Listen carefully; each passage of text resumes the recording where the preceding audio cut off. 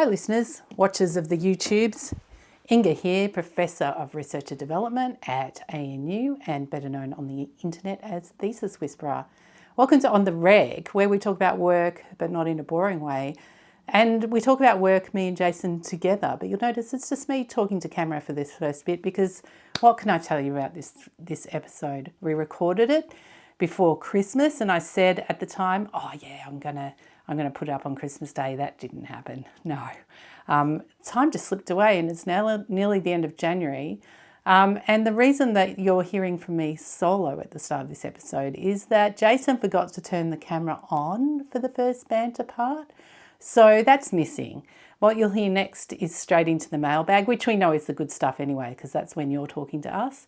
And then we talk later on about AI SEO, search engine optimization with AI. How does Chat GPT see you? That's the theme of this episode.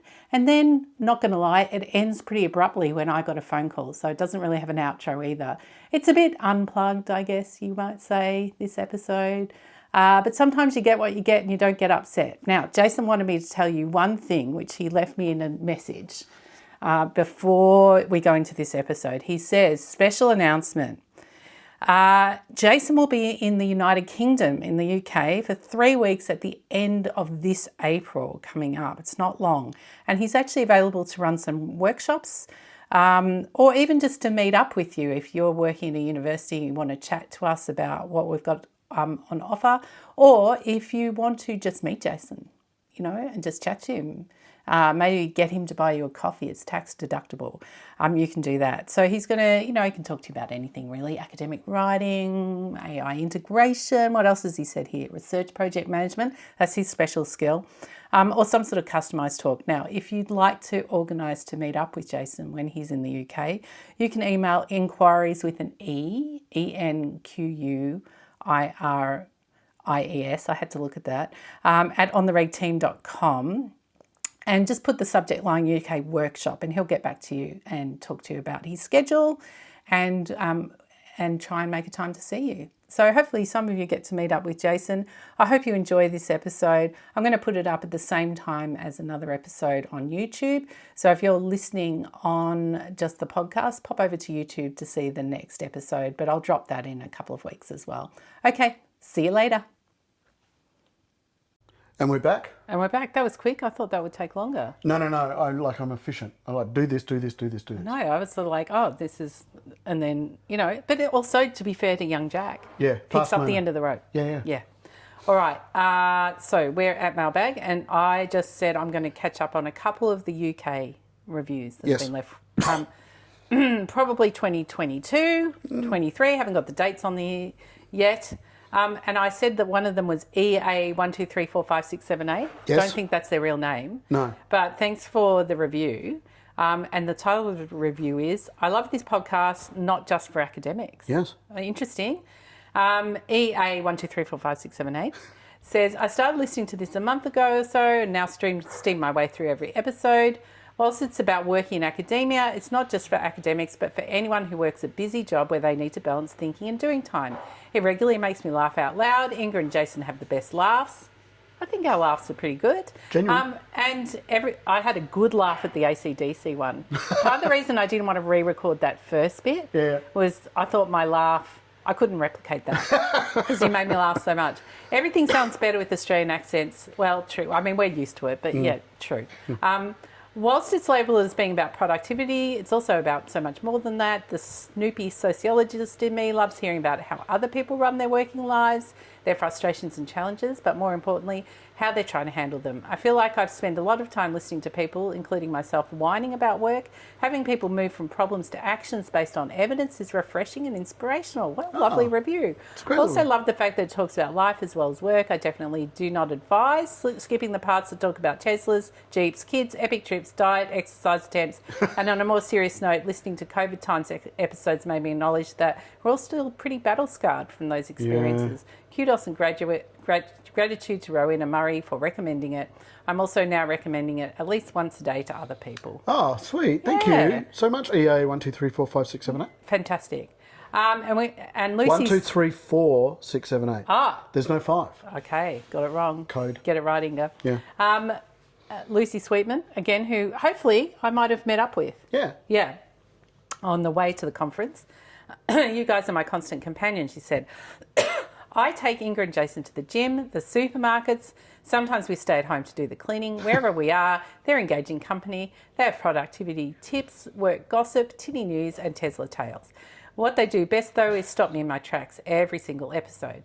Jason made me teary in the supermarket as he talked honestly about struggling with overwhelm at work. Yeah. I know exactly what was going on in the biscuit aisle when Inga told the story of her burnout. Everything is interesting and everything is useful. An episode can be flippant and doofy or deeply human. You never know what you're going to get, but you'll always come back for more. Thanks, pals. I think of you as my pals. Is that okay? That it really okay. is sweet. And yes. Lucy, let's cement the friendship. Yes. Yeah, when I go over there. Yeah. So that's There's still more to come. We'll drip them out. There's a ton. Yeah. And that was just the UK edition. That was just the UK edition. We've just got two. Other countries. And there's more from the UK. Yeah. It's great. Mailbag. Letters. This one comes from Alessa, who had a previous work problem of keeping journal requirements on a spreadsheet. And then our friend of the pod, Ben Archer, came to the rescue. So you remember Ben talked about Cabell? Yes, Cabell. C-A-B-E-L? Cabell. One day we're going to work out our pronunciation. Yes. Anyway, Alessa was most thankful for all of that. And then she's come back with more tips. To share. Sharing. It's a sharing economy. Hi, Inga and Jason. Thank you so much for sharing my work problem in a previous episode. The Cabell's website for journals is amazing. Ben, thank you. Ben Archer. Thank you. I'm writing this time because I recently watched a YouTube video by Tiago Forte. Our friend. On AI prompting. Writer of Building a Second Brain, for those of you who don't know. Yes, and Para. And Para. Yeah. I love Para. And then, okay. I still use it. Do you? Inbox. Okay. As a folder on your computer to have one called Inbox, so flippin' useful. Oh, yes. Yeah. Alessa writes that she saw this YouTube on AI prompting by Tiago Forte, and then, lo and behold, on the next podcast, we appear, which was episode 81. We talk all about AI. Right. On that one. Yes. Alessa's left a link in there. We'll put it in the show notes at the end. Tiago covered some interesting points to finesse Claude usage, but this also applies to Chat GPT. The things that Alessa found the most interesting were Claude's trigger words. Trigger words. If you use these in a prompt, he automatically digs deeper. Interesting. Claude trigger words include deep dive, comprehensive, analyze, evaluate, assess, research, make a report. Can I say that Claude has read Bloom's taxonomy? Yes, that's exactly what I was thinking. I'm like, let's just go to that list. Yeah. I also think that Tiago Forte is not actually doing too much thinking here when, if he's just putting up this list and saying, this is what Claude does. This is some of the worst advice I think that people can give on AI usage is use this specific prompt and you'll get better results. I agree to disagree. Really? Now Chat GPT. Really? Deep dive? Yeah, the amount of prompting and priming that you have to do in Claude. And I know you're still a Claude guy. I am. Yeah, you're still, and Brave. I've gone on and I've left Claude. Pretty much haven't opened Claude for months. And me and Chatty are all the way ride or die. Yeah. And because it needs so little priming, but then my prompt probably won't work with someone else's, so it's probably still true. But yeah, you're probably right. Yeah, we've battled the AIs against one another. I cannot get ChatGPT using weird. exactly the same prompts that I do in Claude to get it to write like I want it to write. And I have told you my theory about me and ChatGPT is I treat it like my autistic friend whose special interest is my work. Right. We only talk about work. We talk about nothing else. Yeah. And we've talked so much, it's maybe just the amount of time that you've talked to it, that it hasn't talked to you enough and you haven't shown it enough. Often we'll talk, I'll show it then what I've made, we'll workshop it, I'll show it then the next version of it. So it sees all these iterations of things. I think it's just time on task. I honestly think it's that. Okay. Yeah. If one of those companies turns off their AI, we're screwed. We're so screwed. We are so screwed. We'll have to go back to doing it the old-fashioned way, which served us well for 40 years. We're fine. Yeah, it's okay. Alessa goes on. Tiago also mentions that in the preferences menu under personal preferences, sometimes called custom instructions in Chatty, you can add some preferences for Claude's approaches to your requests. For example, tell me your level of confidence in your responses. I have thoughts. Or always ask clarifying questions prior to responding. I actually like that one. I use that one a bit. Not exactly the same, but yeah. 'Cause I say, feel free to ask me questions. yeah, it's because I'm being lazy. It's like I just can't be bothered explaining I've to got a you text expander. everything that I want. So just like vaguely I want this. You ask me questions so I don't have to think about prompting you properly. Yeah. Until we get to the point where I'm like, okay, that's enough now. Go do. Yeah, I think that's a good way to do it. Like you're being the lazy boss. Oh, yeah, well, sometimes I like a one-shot prompt. Yeah, no, there's something feels good in that, but at the same time, it's probably better if you get there a bit slower. Yeah. Okay. Or reply in bullet points and use Australian English. Yes, be careful of the "g'day cobber" that can sometimes come out of We that. have a text expander snippet, don't we? Yes. UAUE. Yes. I think it is. I use it all the time. Yeah. Use Australian English. Yeah. No cliches, please. We Yes. say at the end because otherwise we get "g'day G'day. cobber." Yeah. The other one I like is like no emojis. No emojis. Like they over egg the emojis. Stop it with the emojis. Yeah. Or something like, this account is used by multiple people. Please always clarify who you're talking to if you're not sure. You have this problem. Yes, because Brendan and I share our time. But Brendan, I found out, such a good child. Yes. Can I just say? Sure. Modern parenting. It pays off after 23 years. You get this child that has a fully formed prefrontal cortex. Yeah, good. Different from having children before that. Yes. And so I said to him, look, when you talk to Chatty, blah, blah, blah, just like explain it to you. We had this whole conversation about algorithms and stuff. So, but smart as he is, he just went and deleted his chats. I said, have you been? And he goes, yeah, I just delete the chats. And I'm like, oh, that's smart. Yeah. Like, that's the smart way to do it. Yeah. Yeah. It's also simple and elegant. Yeah. Yeah. I thought this, Alyssa says that she thought this was a great way to simplify her prompts because she was always adding these kinds of phrases to every prompt, and now I don't need to do that anymore. So she did it at the system prompt level, which is a setting in Chat GPT where I've got it in my setting. It's like, you can call me Inga, sometimes Professor, mix it up. Just to keep it interesting. Yeah. I want you to be analytical. I want you to always think a lot before you give me answers. Like I give it much more its character. You're my research assistant. Yeah. This is what you're here for in my life, blah, blah, blah. So she's talking about if you put those prompts in the steering prompt Yes.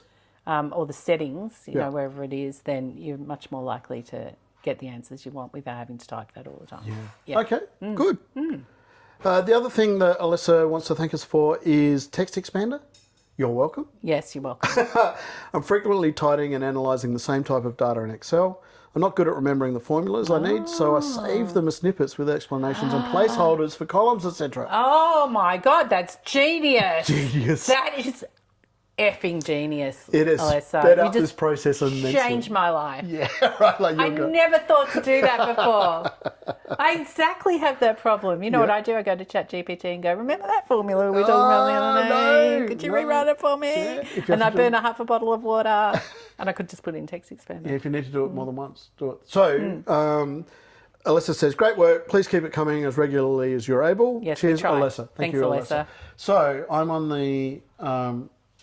on the alpha/beta tester thing for the new AI-enabled text expander. Are you? Yes. I saw that go through and I don't think I answered the call. So I've watched the video because they did their thank you for joining at like midnight or some shit like that. And I'm like, nah, screw that. I'll watch that tomorrow. Yeah. And so yes, I'll report back. It requires in Chrome. It requires an extension and all that sort of stuff. And it's all pretty. I can see what they're trying to do, but it's all like it's not particularly useful what they're trying to do just yet. I can see in the future how it might be. Yeah. But anyway, I'll report back once I've got more to say. Excellent. Yeah. Look forward to that. I think we've got time for one more. From Holly. From Holly. Is this me? It is. It's in black. Holly. Thanks, Holly. I think this one came way back in August, and we've still got a few in the back catalogue down the bottom of the mailbag. And hopefully by the time we get to January pod, yes, which will be late January, yes, you will have some more because you will have sent us some yep. listeners / watchers. There's a few in there. Holly writes, "Hi Ingrid and Jason. Oh my goodness, I can't quite believe I got a hello on the podcast, let alone a compliment." Of course you do, Holly. Yeah. Yes. I mentioned briefly to Ingrid our boot camp, because Holly is a PhD student at ANU. Yep. That I was late listening to episode. I actually tuned in while I was in the accident emergency with my husband. He's okay though. Good. Long story short, half of Canberra Hospital now knows about the joys of On the Reg, the magic of Ingrid and Jason banter show, whether they wanted to or not. Thank you, Holly. I hope that scores you a few extra listeners inside and outside of academia. Everyone needs some Jason and Inga productivity magic in their lives. We agree, Holly. I mean, thank you for the shout out. The shout out that we gave Holly came at a time when she really needed distraction and something exciting to focus on. Thank you for being your usual wonderful self. Also, best birthday present ever. Oh, you're welcome. excellent. I wish it was that easy. Yes. Jason, hope you enjoyed Blue Fishing, which is a carefully chosen book that Holly gave you. I have this big pile. Yes, and it's in there. It's in there. It's in that pile. You've been reading a lot, though. You've been getting through. So much reading. I'm a little nervous now. She says, fair warning, it's not a typical business book, but I like Steve's no-nonsense approach. And there are a few gems in there. But the main takeaway for me was a lesson not be easy to understand, but be impossible to misunderstand. Yep. Okay. Okay. Yeah. Yeah. This has been a game changer when working with a neurodivergent audience, having difficult conversations, but also when working with AI and getting the prompts right. Ah. Interesting. Yeah, if you think about that, like you're not trying to just make it simple. You're just trying to make sure that you're keeping the focus on people actually understanding what you're saying. It reminded me of your style on the podcast, hence you get a copy. Hopefully it appeals to the entrepreneurs at heart. I want t-shirts with entrepreneurs on. Entrepreneurs. Yeah. In case it's helpful for listeners, Holly continues, I wanted to share a productivity gem I came across recently. I would love to be an OmniFocus user, but alas, our household tech support, i.e. husband, is Android and PC user. I'm sorry, Holly. Sympathies. It's okay. It's hard to find a good OmniFocus equivalent. I've been through more than I care to count, chucking them out the virtual window when I grow frustrated and reverting solely to my Bujo. Yeah, I witness. You know, you've got to have the right one. I've recently settled on a product called Amazing Marvin. It's a productivity and scheduling tool designed using principles from behavioural psychology to help reduce stress, reduce procrastination, increase productivity. It's fully customizable, has a free 2-week trial, which they kindly extend and restart if you don't use it enough to get the hang of it. Nice. I like that. Scrivener does the same thing. That is a good model, yeah. Okay. And reduce ongoing price for students, $8 a month. Yes. Best bit, it can be tailored for neurodivergent users. Interesting. Yeah. Particularly ADHD, ADHD and GAD. I'm not sure what GAD is. General autism. I have to look that up. Okay. The strategies feature is genius. It asks you how you work and troubles you may regularly face. Then suggests customizable app features you could use to help to overcome these. For example, I'm stuck in analysis paralysis and I don't know what to do first. It will pick something useful for me based on the time I still have available in my day. I actually want this in my life. Yeah. It links easily with my email, Obsidian, and other key pieces of my knowledge tech stack. I've tested on with a few neurodivergent friends who present differently and neurotypical friends that get gold stars all around. Take my money. Take my money. I might have to have a look. Yeah. I mean, you know, kind of pride OmniFocus in my cold dead hands, but Yeah. also I really like the idea that it's kind of like, well, here's what I recommend for you. Yeah, especially if it can look at your calendar and it can go. Yeah. And like, imagine that being hooked into Obsidian. Oh, I know. Oof. Another simple hack for listeners who tend to keep a million tabs open, Holly continues, have a little person with quick fingers who closes things and shuts your laptop down by mistake, or a pet that likes to walk across the keyboard when you're not paying enough attention to them. Install the free Workona Spaces plugin for your browser. It organises your tabs into spaces for each project. Hello, Lit Review. Yeah. You can then switch between them and it saves a copy of all the open tabs so you don't ever lose them. That sounds pretty good. I must admit, I'm not such a big tab person, but my phone, it's ridiculous. Hot mess. Hottest of hot mess. You're like, how do I have 100 over it? Thank you both for your insights, advice, epic rants and banters. Your listeners love it all and we appreciate you. Have a great weekend. We appreciate you, Holly. Yeah. Thank you so much. Thanks, Holly. Amazing. We would normally at this point, well, I'm definitely going to check both of those things out. Yeah. I'm also not so much of a tab person. I tend to close them down. I know we're old though, you see. We are from the generation where it used to actually like cost you processing time. Right. Yeah. Is that what's going on? I think we've got a bit of hygiene there. Okay. Yeah, or that we're old. I don't know, there's something's going on with that.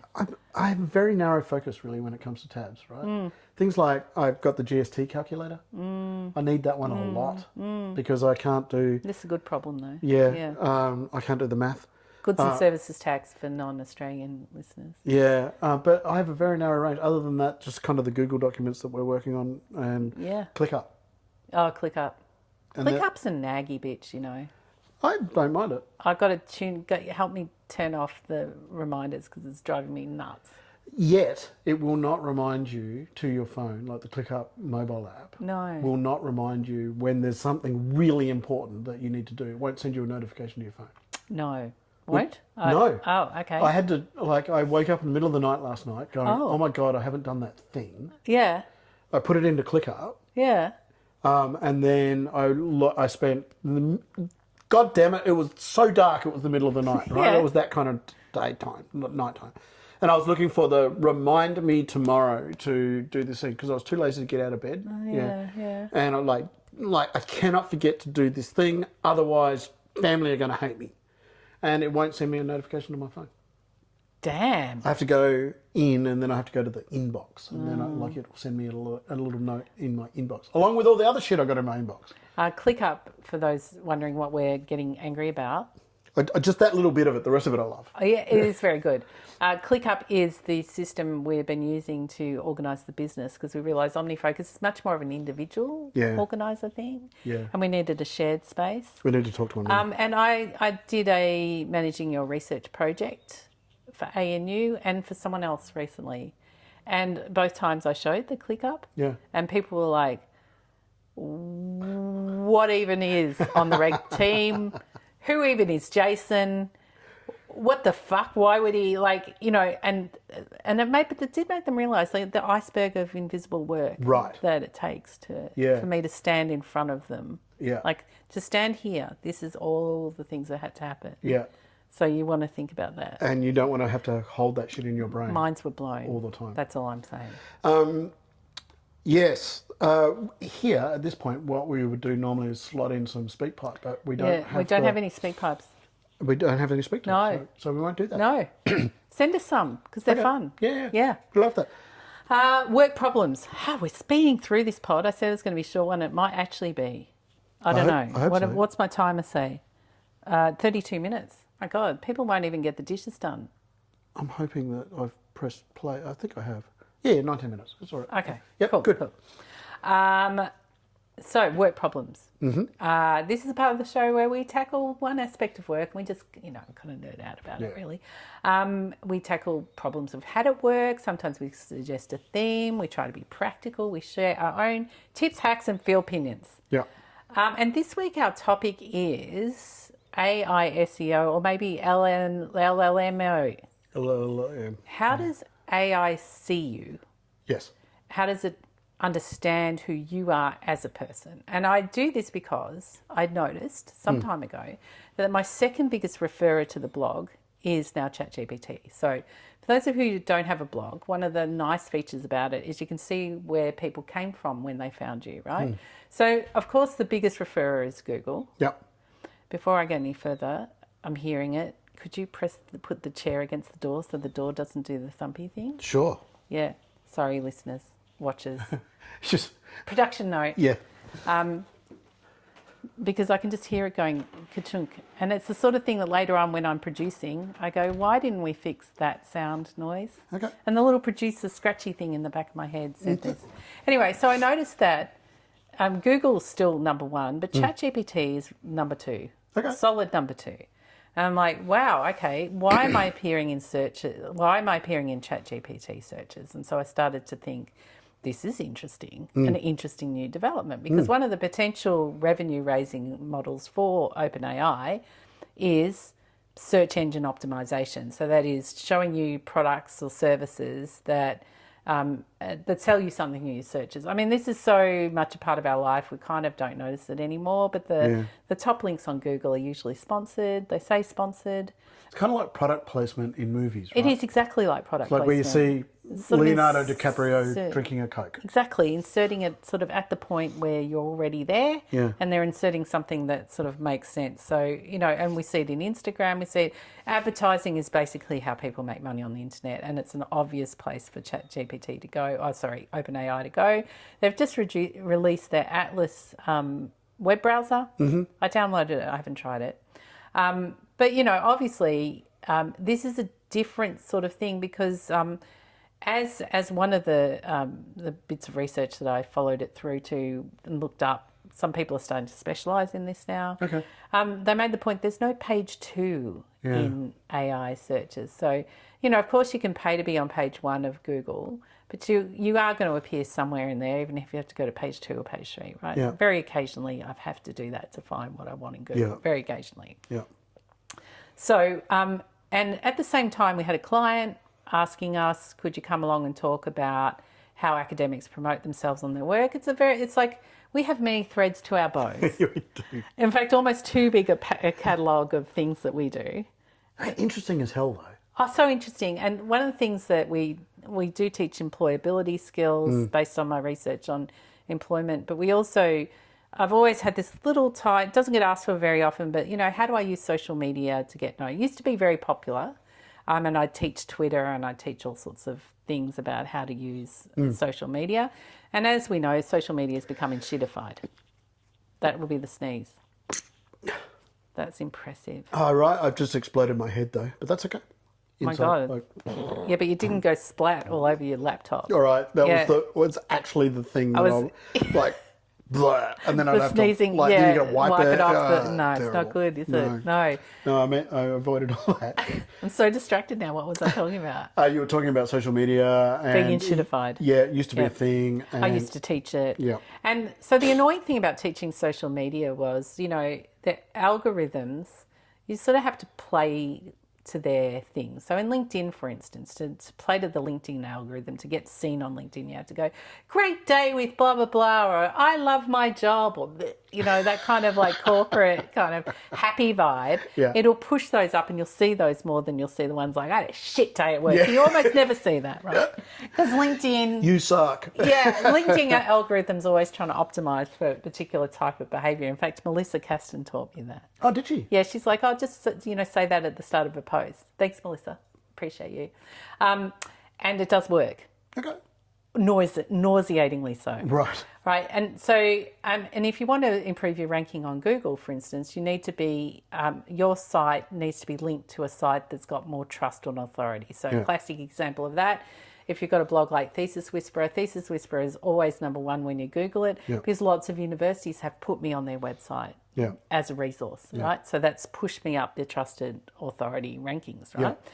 So connecting to a bigger entity, performing the way that the algorithm wants you to, or just simply posting a lot. And putting a lot of content on their platforms and not posting links. Because if you post a link to a thing, you're taking eyes away from the platform. They don't like that. Right. So, and this happened 2018, 2019 roundabout.